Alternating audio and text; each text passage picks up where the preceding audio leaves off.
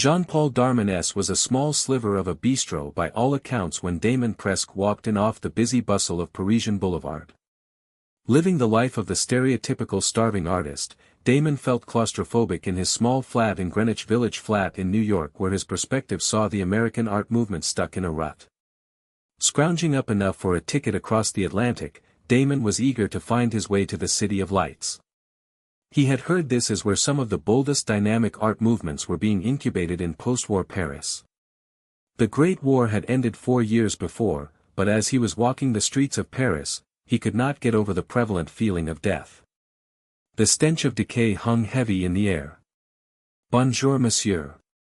The portly waiter with a poor comb over his bald spot greeted Damon as he walked into Jean-Paul Darmon's table right over here. He bowed his head slightly as he led Damon to the table by the window with a view of the busy boulevard. "My name is Maurice and I will be your server. What is good here?" Damon sat as Maurice handed him a glossy menu.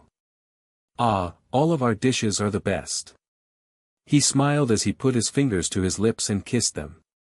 "Wine. Only the best vintage." He chuckled and bowed. "How about croque monsieur?"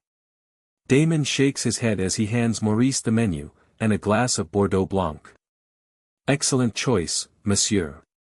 Maurice nods. "I could recommend that you try the lotion in our men's restroom."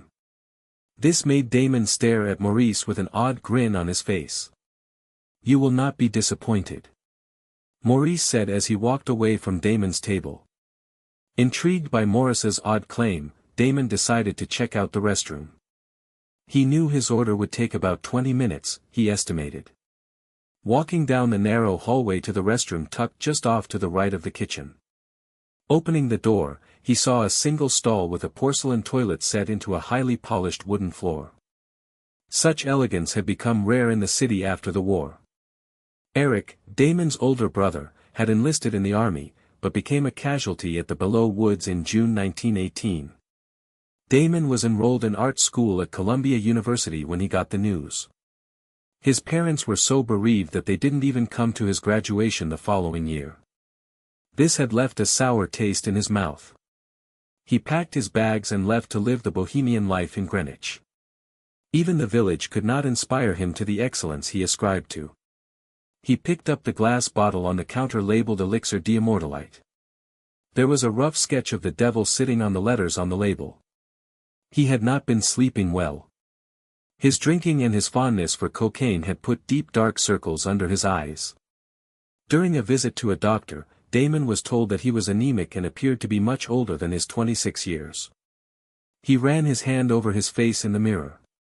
It was true, his paisley complexion was that of a